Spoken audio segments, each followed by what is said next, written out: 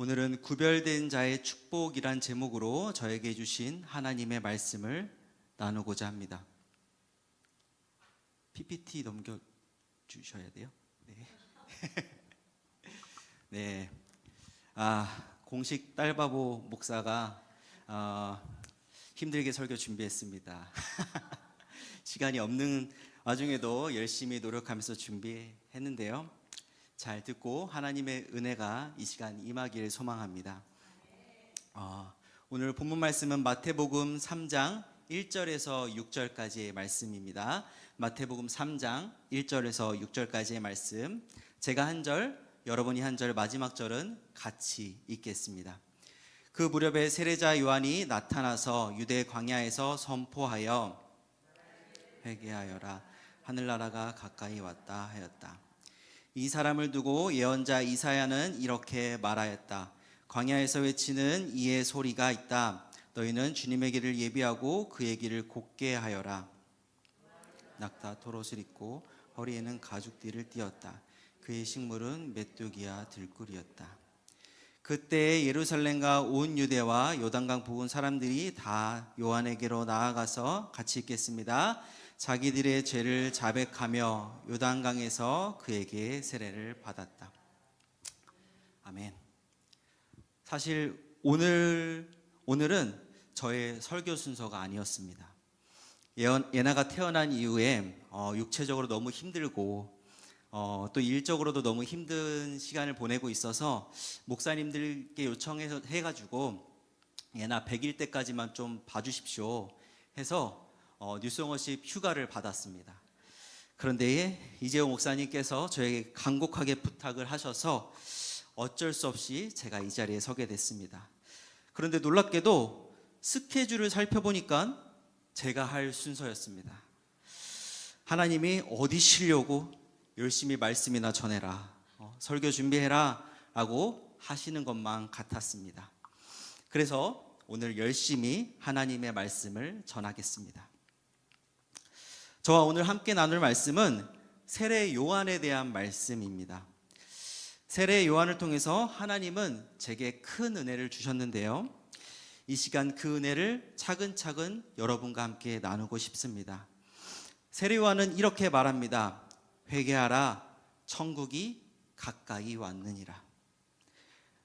너무나 짧은 외침이고 단순한 메시지입니다. 회개하라, 왜냐하면 천국이 가까이 왔기 때문이다. 그런데 놀랍게도 이 짧은 외침과 단순한 메시지에 온 유대 지역이 요동합니다. 어른, 아이 할 것 없이 모두가 그에게 가서 회개하고 세례받는 놀라운 기적이 일어나는 것이죠. 저에게도 짧고 간단한 이 메시지가 놀랍도록 다가왔습니다. 여러분, 저는 회개할 게 참 많은 사람입니다. 새누리교회 와서 참 부끄러운 고백들을 많이 하게 되는데요. 오늘도 부끄러운 고백 한 가지 하려고 합니다. 제가 작년 한 해 하나님께서 주신 축복이 참 많이 있었습니다. 언제 결혼하나 기다리던 결혼을 작년에 제가 했죠. 네. 평생에 어떻게 이렇게 딱 맞는 짝이 있을까 싶을 정도로 딱 맞는 짝을 만나서 결혼을 해서 행복하게 살고 있습니다. 또 15년 동안 도망 다니면서 미뤘던 목사 안수도 작년 4월에 받게 되었습니다. 그리고 또 마지막으로 너무나 기대하고 기다렸던 예쁜 딸 예나까지도 하나님이 저에게 선물로 주셨습니다.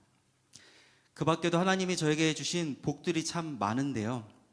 그런데 저는 그 복들에 감사하지 못하고 저의 부족한 것에 대해서 돌아보았습니다.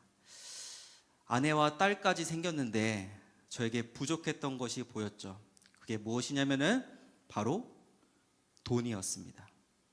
돈이 없어서 너무나 아쉬웠습니다. 딸도 생겼고 아내도 있는데 좋은 것 해주고 싶고 좋은 곳 놀러 가고 싶은데 돈이 없어서 그렇지 못하는 것 같아서 참 많이 아쉬웠습니다. 그래서 어떻게 하면 돈을 잘 모을까, 또 어떻게 하면 돈을 잘 벌까 고민했습니다. 그래서 제가 한 방법은 예상하셨겠지만 주식이었습니다. 성경책 대신 투자 관련 유튜브를 보고 기도 대신 KB 부동산 어플을 봤습니다. 남편으로서 또 아빠로서 무거운 책임감으로 그렇게 돈을 많이 모으려고 노력했습니다. 웃는 분들이 몇 분 계시네요. 남편으로서 부담감이 너무 컸던 거죠. 코스피를 믿습니다. 삼성전자가 소망이요. 이렇게 고백하면서 웃으시네요. 안 웃을 줄 알았는데 그렇게 하루하루를 보냈습니다. 설교 준비할 시간이 없다고 설교 휴가를 냈는데 주식을 보고 있고 부동산 살 돈도 없으면서 KB 부동산을 뚫어져라 쳐다보면서 그렇게 저는 말씀과 멀어지는 삶을 살았습니다. 그런데 하나님이 지난주 아이들 설교에 이 말씀을 저에게 주셨습니다. 회개하라, 천국이 가까이 왔다. 그래서 저는 이렇게 말했습니다. 주님, 회개합니다. 주님, 죄송합니다. 그날로 9시에 주식장이 열릴 때 저는 핸드폰을 덮고 기도하기 시작했습니다. 부동산 살 돈도 없으면서 뚫어져라 쳐다봤던 KB 부동산 어플 삭제했습니다. 그리고 세례요한의 메시지와 세례요한이란 사람에 대해서 주목해 봤습니다. 저는 왜 세례요한의 이토록 짧은 외침이 큰 영향력을 끼치게 된 것일까 궁금했습니다. 그리고 이런 결론을 냈는데요. 세례요한이기 때문에 가능했다. 세례요한이 아닌 다른 사람이 똑같이 말했다고 생각해 보십시오. 서울역에서 회개하세요, 천국이 가까이 왔어요 라는 음성을 제가 듣게 된다면 저는 그 음성에는 반응하지 않을 것 같습니다. 세례요한이기 때문에 사복음서 전체가 빠짐없이 그를 의인이라 기록하고 있기 때문에 그 메시지가 명확하게 우리의 귀에 들릴 수 있는 것입니다.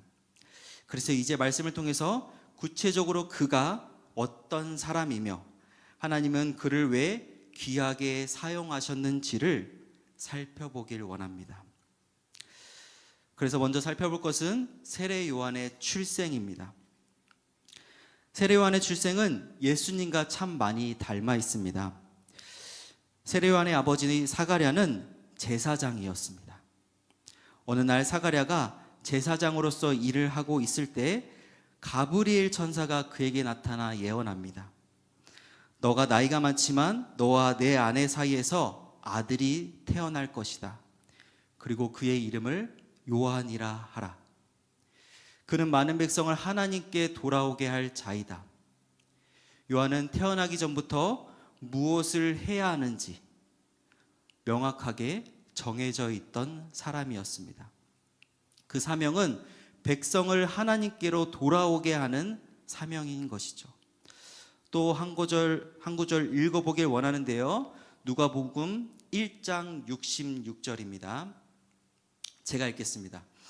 이 말을 들은 사람들은 모두 이 사실을 그들의 마음에 두고 이 아이가 대체 어떤 사람이 될 것인가 하고 말하였다. 주님의 보살피는 손길이 그 아이와 함께 하시는 것이 분명했기 때문이다. 요한의 아버지 사가랴는 나이가 많아서 천사의 말을 믿지 못합니다. 나이가 많은 우리 부부가 아들을 낳는다고? 말도 안 돼. 천사의 말을 믿지 못한 사가랴는 그 벌로 아기가 태어날 때까지 말을 하지 못합니다. 그리고 아이가 태어나고 아이의 이름을 요한이라 짓게 되자 그때서 입이 열리게 됩니다. 그리고 그 입이 열리는 장면을 주변 사람들이 보고 이렇게 고백했던 것이죠. 이 아이가 대체 어떤 사람이 될 것인가? 이 아이가 대체 어떤 사람이길래 이런 일들이 일어나는가? 여러분, 어린아이가 미래에 내가 무엇을 해야 되는지 이미 정해져 있고 사람들의 기대를 한 몸에 받고 태어나는 것, 그게 축복입니까? 같은 이름을 가진 자로서 감정이입을 조금 더 해봤습니다. 저는 너무나 부담스러울 것 같습니다. 만약에 저희 아버지가 자고 계시는데 천사가 나타나서 제가 태어나기도 전에 아들이 태어날 것이고 목사를 꼭 시켜라. 이름을 요한이라고 해라. 그리고 그렇게 태어나자 모든 사람들이 저를 향해서 너는 분명히 좋은 목사가 될 거야. 너는 훌륭한 목사가 될 거야. 라고 말을 했다면 저는 엄청난 사춘기를 겪고 집을 뛰쳐나갔을 것입니다. 어른들에게는 큰 축복으로 보일 수 있지만 당사자에게는 너무나 큰 부담감으로 느껴졌을 것 같습니다. 그래서 반항하고 저항할 법한데 세례 요한의 모습은 달랐습니다. 세례 요한은 제 생각과는 다른 하나님 앞에 옳은 선택을 합니다. 세례 요한은 하나님이 주신 모든 소명을 받아들입니다. 심지어 그는 제사장의 아들로서 당연히 누릴 수 있는 평안함을 포기하고 광야라는 불편함을 선택합니다. 여러분, 광야란 곳은 어떤 곳인가요? 아무것도 없는 곳이 광야입니다. 홀로 생존해야 하며 모든 것을 포기하고 새로 시작해야만 하는 곳이 광야입니다. 왜 그가 평안함을 포기하고 불편한 광야를 선택했던 것일까요? 혹시 부모와 사람들의 기대가 가득한 시선에 사춘기를 겪고 집을 뛰쳐나간 것이 아닐까요? 아니죠. 그는 사람에게 의지하지 않고 하나님을 의지하고 하나님과 가까이 하고 싶은 본인의 선택이었습니다. 편안한 집에서 열심히 신앙생활해도 됐는데 그는 그의 신앙으로 광야를 선택했던 것이죠. 그리고 그는 자신이 선택한 광야에서 더 하나님을 의지하고 살아가기 위해서 특별한 노력을 더 했는데요. 오늘 본문 마태복음 3장 4절 같이 읽겠습니다. 마태복음 3장 4절 같이 읽겠습니다. 요한은 낙타 토롯을 입고 허리에는 가죽띠를 띠었다. 그의 식물은 메뚜기와 들꿀이었다. 요한은 광야에서 낙타 털옷을 입고 살았습니다. 그리고 그는 허리에는 가죽띠를 두르고 살았습니다. 여러분, 이게 평범한 복장이었으면 성경에 기록되지 않았을 것입니다. 일상에도 평범한 모습이 아니고 광야에서도 이것은 평범한 복장의 모습이 아니었습니다. 여러분, 낙타 털옷은 털이 까끌까끌해서 굉장히 불편하다고 합니다. 광야에서는 잘 입을 수 있는 옷이 아니라고 합니다. 가죽띠 역시 더운 환경에서는 적합하지 않습니다. 그는 굳이 시원한 천옷을 놔두고 까끌까끌한 낙타 털옷을 입고 가죽띠를 두르고 살았습니다. 그리고 그에게 불편한 선택은 거기에서 멈추지 않았는데요. 좋은 것 먹고 좋은 것 마실 수 있는데 요한은 메뚜기와 석청만 먹습니다. 요한이 이렇게 편안함을 포기하고 광야에서 생활하며 낙타 털옷을 입고 가죽띠를 두르며 메뚜기와 석청을 먹었던 이유가 무엇입니까? 따라해 볼까요? 구별됨. 요한의 선택은 세상에서 구별되기 위한 노력이었습니다. 세속에 물들지 않고 하나님의 말씀을 지키고 전하기 위한 몸부림이었습니다. 조금의 평안함이 자신의 사역에 방해가 될까봐 조금의 평안함도 그의 삶에 허용하지 않았던 것입니다. 세상 사람들은 분명 그의 선택에 손가락질했을 것입니다. 제사장의 자녀로서 예배만 잘 드리고 기도 열심히 하고 살아가면 됐지 굳이 광야에서 고생을 하냐, 하나님이 거기에만 계신다냐 비난했을 것입니다. 또 그의 옷과 음식을 보면서 유난이다, 유난이다 라고 하면서 손가락질 했을 것입니다. 그런데 성경은 우리에게 이렇게 말하고 있습니다. 그의 고생과 유난은 옳은 선택이었다. 여러분, 만약 세례 요한이 이런 선택 말고 다른 선택을 했다면 어떻게 됐을까요? 그가 만약 아버지 밑에서 대를 이어 제사장이 됐다면 그는 어떻게 됐을까요? 평안하게 좋은 곳에서 잠을 자고 평안한 옷을 입고 좋은 음식을 먹고 성장했다면 그는 많은 확률로 예수님을 죽인 종교 지도자 중 하나가 됐을 것입니다. 그의 입에서 나오는 말은 하나님의 말씀 대신 예수를 십자가에 못 박으라 말하는 입이 됐을 것이 뻔합니다. 그래서 저는 여러분이 편안함에 안주하는 것보다 때론 하나님의 말씀을 가까이 하기 위한 고생과 유난스러움을 선택했으면 좋겠습니다. 누군가 왜 그렇게 고생스럽게 신앙생활하냐 라는 소리를 들을 정도로 고생스러운 신앙생활을 했으면 좋겠습니다.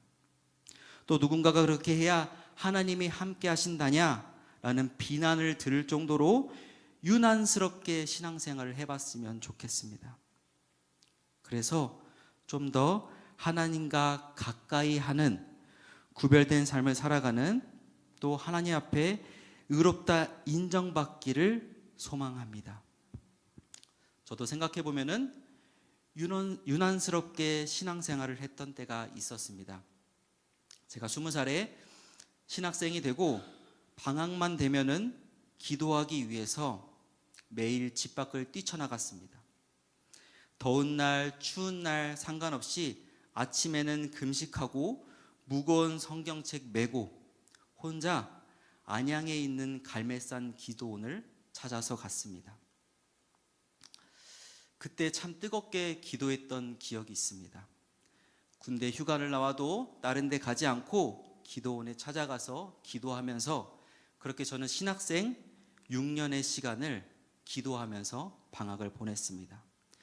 친구들은 방학 때 여행 다니고 쉬고 게임할 때 전 하루도 빠짐없이 기도원에 다녔습니다. 그때 기억에는 참 유난스러웠던 것 같습니다. 왜 그렇게까지 했을까? 왜 그렇게 유난스러웠을까? 그런데 제 인생에서 그때가 가장 하나님과 가까이 했던 시간이었던 것 같습니다.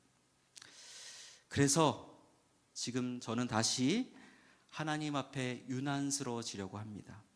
힘들지만 새벽에 일어나서 빠짐없이 1시간씩 기도하고 묵상을 해보려고 합니다. 지금도 실천하고 있는데 굉장히 힘듭니다. 여러분, 너무 편안함을 쫓아 살아가지 않기를 바랍니다. 때로는 고생스럽고 불편하고 유난스러움을 선택해서 하나님과 가까워지려고 노력하는 새누리교회 성도님들 되기를 간절히 소망합니다. 그럴 때 여러분의 구별됨에 반드시 하나님이 함께해 주심을 믿습니다.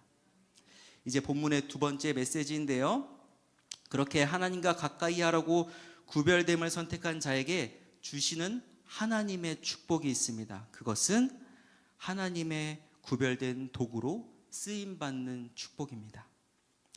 세례 요한은 오랜 세월 광야에서 살았습니다. 그리고 때가 되어 사람들에게 외쳤습니다. 회개하라, 천국이 가까이 왔다. 정말 너무나도 짧고 단순한 메시지입니다. 지금 저처럼 장황하게 설명도 하지 않습니다. 회개가 무엇이며 어떻게 회개해야 하는지, 천국이 어떻게 언제 오는지에 대해서도 설명하지 않습니다. 그런데 놀랍게도 그 메시지에 사람들은 즉각적으로 이렇게 반응합니다. 본문 5절과 6절 같이 읽겠습니다. 그때 예루살렘과 온 유대와 요단강 부근 사람들이 다 요한에게로 나아가서 자기들의 죄를 자백하며 요단강에서 그에게 세례를 받았다. 세례 요한의 메시지로 이스라엘 전 지역의 사람들이 회개하는 역사가 일어납니다. 그리고 그에게 세례까지 받으러 찾아옵니다. 이때 당시 분명 하나님의 말씀을 전하는 사람들이 있었습니다. 제사장과 서기관들과 랍비들, 그들도 하나님의 말씀을 전하는 사람이었습니다. 그런데 사람들은 그들의 긴 가르침에는 반응하지 않습니다. 그런데 세례 요한의 이 짧은 외침에는 반응했다는 것입니다. 이것은 놀랍고 위대한 일입니다. 더 놀라운 것은 세례인데요. 세례 요한이니까 세례를 주는 것이 당연하지 생각할 수 있지만 이때 당시 세례는 당연했던 것이 아닙니다. 이때 당시 종교적 의식으로 세례는 당연한 것이 아니었고 다만 물로 정결하게 하는 것은 모세 오경 시대부터 있었던 것이기 때문에 가끔 했던 의식이었던 것 같습니다. 그런데 이것은 전통도 아니었고 율법도 아니었습니다. 그리고 세례는 불편하고 번거롭기 때문에 사람들이 잘 하지 않았습니다. 그래서 세례 요한이 세례를 베풀 당시에 세례를 처음 보는 사람들도 있었습니다. 또 세례를 이상하게 생각하는 사람들도 있었습니다. 또 생각해 보세요. 침례교에서 행하는 침례가 전통적인 세례의 방식인데 이 방식으로 세례를 받게 되면은 머리부터 발끝까지 온몸을 물에 담그게 됩니다. 그래서 필연적으로 몸과 옷이 젖게 됩니다. 몸이 젖는 찝찝함과 옷을 말리는 수고로움이 반드시 생기게 되는 것이죠. 그런데 그 누구도 지금 세례 요한의 행동에 잘못됐다고 말하는 사람이 없습니다. 또 한 가지 더 생각해 볼 것이 있는데요. 여러분, 세례 요한의 모습이 어떻다고 했나요? 그는 광야에서 생활하면서 낙타 털옷을 입고 산 자입니다. 또 메뚜기와 석청만 먹고 살았던 자입니다. 깨끗했을까요? 그가 깨끗했을까요? 더러웠을 것입니다. 또 사람이 무엇을 먹느냐에 따라서 사람에게서 나는 냄새가 다르다고 하는데, 그래서 한국인에게는 마늘 냄새가 난다고 하죠. 그런데 세례 요한은 메뚜기와 석청만 먹었습니다. 어떤 냄새가 날까요? 세례 요한 선생님께 죄송하지만 짐승의 냄새가 났을 것 같습니다. 그런데 사람들은 더럽고 냄새나고 불편함을 끼치는 세례 요한의 외침에 이렇게 반응했다는 것이죠. 왜일까요? 왜 세례 요한의 짧은 외침에 사람들이 이렇게 놀랍게 반응했던 것일까요? 성경에서 그 이유를 찾아봤습니다. 누가복음 3장 2절 같이 한번 읽겠습니다. 누가복음 3장 2절 같이 읽겠습니다. 시작. 안나스와 가야바가 대제사장으로 있을 때에 하나님의 말씀이 광야에 있는 사갈의 아들 요한에게 내렸다. 저를 따라해 보실까요? 말씀이 임했다. 세례 요한에게 말씀이 임했기 때문에 이런 놀라운 기적이 일어난 것입니다. 이 구절에서 세례 요한과 비교되는 두 인물이 나오는데요. 안나스와 가야바입니다. 안나스와 가야바는 대제사장입니다. 이상하죠? 하나님의 말씀이 어디에 임합니까? 예루살렘 성전의 대제사장이 아닌 광야에 있는 세례 요한에게 임합니다. 예루살렘 성전은 날마다 사람들이 시간을 정해놓고 기도하는 거룩한 장소입니다. 하나님께 예배 드리기 위해 오직 하나님을 예배하기 위해서 만들어 놓은 곳이 성전입니다. 그런데 그곳에 대제사장으로 일하고 있는 안나스와 가야바에게는 하나님의 말씀이 임하지 않습니다. 그런데 아무도 없고 힘들고 외롭고 불편한 광야에, 또 아론의 직계 후손이지만 대제사장직을 갖지도 않고 뛰쳐나가서 광야에 살고 있는 세례 요한에게 하나님의 말씀이 임했던 것이죠. 성경은 이것을 주목하도록 의도적으로 안나스와 가야바와 세례 요한을 비교해 놓습니다. 이 사람들은 잘못됐다. 안나스와 가야바는 잘못된 사람이다. 이렇게 성경은 말하고 싶었던 것이죠. 대제사장 안나스와 가야바는 가족입니다. 안나스가 가야바의 장인이고 가야바는 안나스의 사위입니다. 이것이 중요한데요. 그리고 이 두 사람은 로마 정치와 결탁해서 대제사장직을 정치적으로 차지한 사람이고, 그리고 이 둘은 서로 정치적인 권력을 이용해서 대제사장직을 세습한 사람입니다. 하나님 앞에서 신실해서 또 바른 말씀을 전해서 하나님과 사람들에게 인정을 받아 대제사장이 된 것이 아니라는 것이죠. 그래서 우리가 깨달아야 하는 것은 하나님의 말씀은 세속적인 자들에게 임하는 것이 아닙니다. 편안함에 빠져 거룩함을 포기한 자들에게는 절대로 하나님의 말씀이 임하지 않습니다. 하나님의 말씀은 세례 요한처럼 하나님 앞에 바로 서기 위해 몸부림치는 자에게 임하는 것이고, 하나님은 그런 자를 어느 시대든 구별된 도구로 사용하십니다.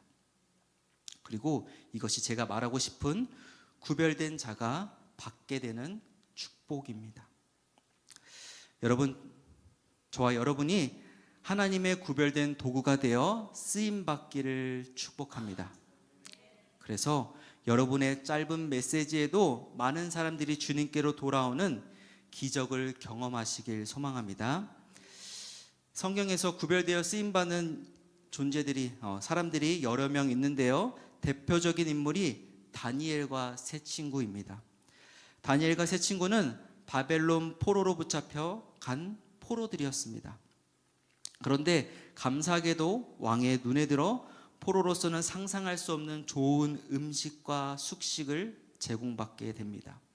그런데 다니엘과 세 친구 역시 세례 요한처럼 편안함을 포기합니다.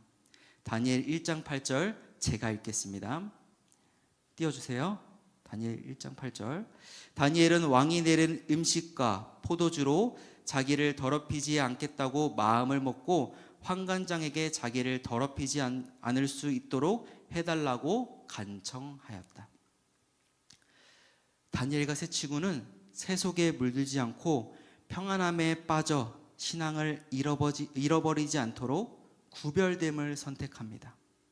이거는 왕의 명령에 대한 도전이 될 수 있기 때문에 대단히 위험한 일이었습니다.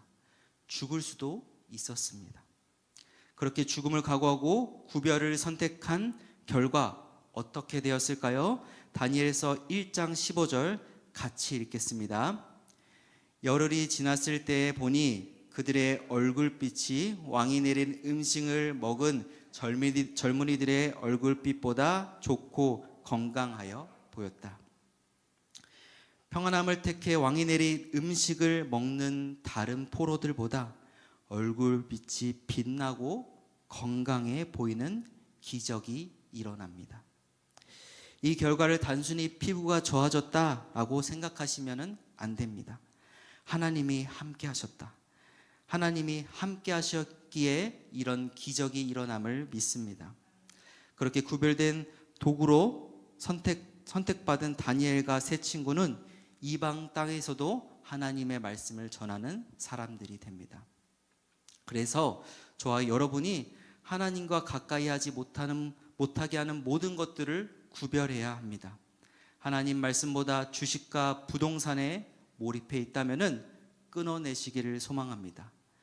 살아계신 하나님의 말씀이 더 가치 있다고 느끼고 구별된 삶을 선택할 때 하나님은 우리와 함께 하시고 세례 요한과 다니엘과 세 친구처럼 하나님의 구별된 도구로 쓰임받게 될 줄로 믿습니다. 성도 여러분, 이제 말씀을 맺겠습니다. 오늘 우리는 세례 요한이란 한 인물을 통해 구별됨의 영성을 주목한 것입니다. 그는 편안한 집과 옷을 포기하고 당연히 얻을 수 있는 제사장이란 명예까지도 포기하고 광야에서 낙타 털옷을 입었습니다. 또한 산의 진미 대신 메뚜기와 석청을 먹었습니다. 그렇게 포기하고 비워냈는데 그 비워낸 자리에 하나님은 말씀을 채우십니다. 그렇게 말씀으로 충만한 세례 요한이 하나님의 말씀을 선포할 때 온 유대가 무릎을 꿇습니다. 우리는 어떻습니까? 우리는 혹시 하나님이 주신 복을 누린다는 핑계로 세상 사람들이 입는 좋은 옷을 입기 위해 또 그들이 먹는 것과 똑같은 것을 먹기 위해 살고 있지는 않습니까? 내가 입은 옷이 너무 화려해서, 내가 가진 주식과 부동산에 열중해서 하나님을 멀리하고 계시는 것은 아닙니까? 혹시 우리 입에서 나오는 소리에 말씀이 나와야 할 때인데 다른 것들이 나오고 계시지는 않습니까? 사랑하는 새누리교회 성도 여러분, 성경은 안나스와 가야바를 비난합니다. 그는 좋은 옷을 입었고 좋은 집을 가졌고 좋은 음식을 먹었지만 정말 중요한 하나님이 그와 함께 하시지 않았던 자들입니다. 이제 결단해야 합니다. 세상이 주는 평안함에 안주하려 하지 말고 하나님과 가까워지기 위한 유난스러운 구별이 필요할 때입니다. 남들이 여러분에게 왜 그렇게 유난스럽게 신앙생활 하느냐라고 묻게 되시길 축복합니다. 그리고 그 사람들에게 나는 하나님의 구별된 사람이기 때문에 라고 삶으로 말할 수 있게 되시길 바랍니다. 여러분, 세상에 어플을 쥐고 성경을 펼칠 때 주식의 장에 빨간 숫자가 아니라 하나님의 약속을 바라볼 때 여러분은 이 시대에 세례 요한처럼 쓰임받게 될 줄로 믿습니다. 여러분의 입술을 통해 선포되는 복음이 여러분의 가정과 직장 그리고 이 땅을 변화시키는 능력이 될 줄로 믿습니다. 하나님에게 구별된 그런 도구가 되어 주님의 길을 예배하는 저와 여러분이 되시길 간절히 축복합니다. 다 같이 기도드리겠습니다. 사랑의 하나님, 오늘 세례 요한의 말씀을 통해서 주님의 말씀을 들었습니다. 회개하라, 천국이 가까이 왔느니라. 주님, 회개하겠습니다. 하나님의 나라가 가까이 왔는데 눈이 어두워서 그것을 바라보지 못하고 세상 바라보고 살았던 저희의 모습들을 회개합니다. 세상에서 누리고 싶은 것들 누리려고 발버둥 치며 살았던 저희의 삶을 회개합니다. 하나님의 말씀을 붙들고 그 말씀대로 살아가기 위해서 노력해야 되는데 그렇지 못하고 세상에서 발버둥 치고 살았던 저희의 삶을 용서하여 주시옵소서. 주님, 이제 결단하고 결심하고 구별된 삶을 살아가기 위해 노력하겠습니다. 주님, 우리를 긍휼히 여겨 주시옵소서. 우리를 불쌍히 여겨 주시옵소서. 살아계신 예수님의 이름으로 기도드렸습니다.